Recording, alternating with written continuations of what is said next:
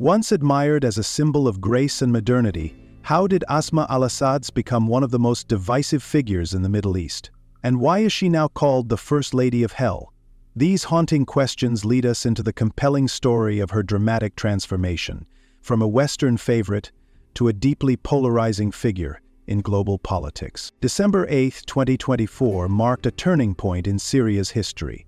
In Damascus, crowds gathered to celebrate the fall of a regime responsible for unimaginable horrors, including over 500,000 deaths and the displacement of millions during a prolonged and devastating civil war. The Assad family had held absolute power in Syria for more than 5 decades, followed by his son Bashar, who ruled for over 24 years. Finally, opposition forces brought an end to Bashar's reign, closing the chapter on their oppressive rule and a 13-year civil war. During Bashar's presidency, his wife Asma evolved from a quiet beacon of hope to a staunch ally of his regime, leaving behind the image she once symbolized. Asma Al-Assad, originally named Asma Fawaz Akharas, was born on August 11, 1975 in London, into a Syrian-British family that placed a high value on education and ambition. Her father, Fawaz Akharas, was a cardiologist, while her mother, Sahar, worked as a diplomat at the Syrian embassy in London. Raised in Acton, West London, Asma attended local schools before pursuing her studies at Queen's College and later at King's College London, where she graduated with first-class honors in computer science and French literature. After graduating in 1996, Asma launched her career as an economics analyst at Deutsche Bank, before moving to JP Morgan's investment banking division. There, she specialized in biotechnology and pharmaceuticals, honing analytical skills that she later credited with deepening her understanding of business operations. Just as her career was reaching its peak, with plans to pursue an MBA at Harvard University, her life took an unexpected and transformative turn. Asma met Bashar al-Assad in the late 1990s while he was in London training to become an ophthalmologist. Their relationship grew, leading to their marriage on December 13, 2000, shortly after Bashar took over as Syria's president following the death of his father, Hafez al-Assad.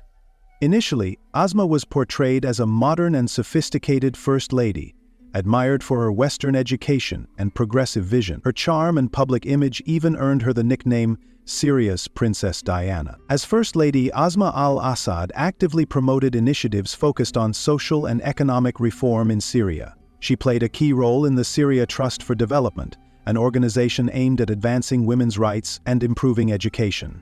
However, her image as a progressive reformer began to crumble with the outbreak of the Syrian Civil War in 2011.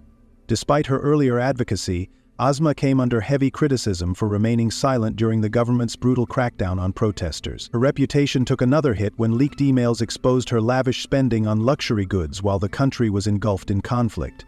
This stark disconnect between her public persona and private actions sparked widespread condemnation, earning her unflattering nicknames like Marie Antoinette and Lady Macbeth. The Syrian Civil War broke out in March 2011, sparked by pro-democracy protests in the southern city of Daraa. These demonstrations were part of the larger Arab Spring movement, with citizens calling for an end to the authoritarian rule of President Bashar al-Assad's regime. The government's harsh response, marked by violent military actions and mass arrests, fueled rising tensions and quickly spread unrest across the nation. In the early years of the war, Asma al-Assad largely vanished from the public spotlight. The violence and turmoil that followed the protests and military crackdowns stood in sharp contrast to her once polished and progressive image. As international criticism of the regime grew and domestic unrest intensified, Asma withdrew from her duties as First Lady, leaving many to question her position on the escalating crisis. In later years, Asma al-Assad re-emerged as a vocal supporter of her husband and his regime. She began making public statements defending Bashar al-Assad, presenting herself as a loyal wife and mother amidst the chaos. Her appearances included controversial interviews and media engagements, where she focused on themes of resilience and family unity. These efforts appeared aimed at softening the regime's image during a time of severe humanitarian crises and widespread accusations of war crimes by government forces. This shift marked a sharp contrast between Asma's early image as a potential reformer and her later portrayal as complicit in the regime's actions. Once seen as a modernizing force with hopes for social change in Syria, her unwavering support for Bashar al-Assad during a period of widespread violence led to accusations that she was complicit in war crimes. Critics pointed to her public statements and lavish lifestyle amid the suffering of ordinary Syrians as evidence of her disconnection from the harsh realities faced by the people. Asma Al-Assad has earned the nickname the First Lady of Hell, a title that underscores the contrast between her luxurious life and the agony of countless Syrians throughout the civil war. This label is tied to numerous allegations and reports that cast a troubling light on her role and influence within the Assad regime. Reports have emerged revealing Asma's extravagant lifestyle, which included luxury shopping sprees and designer outfits, even as millions of Syrians endured starvation and extreme hardship.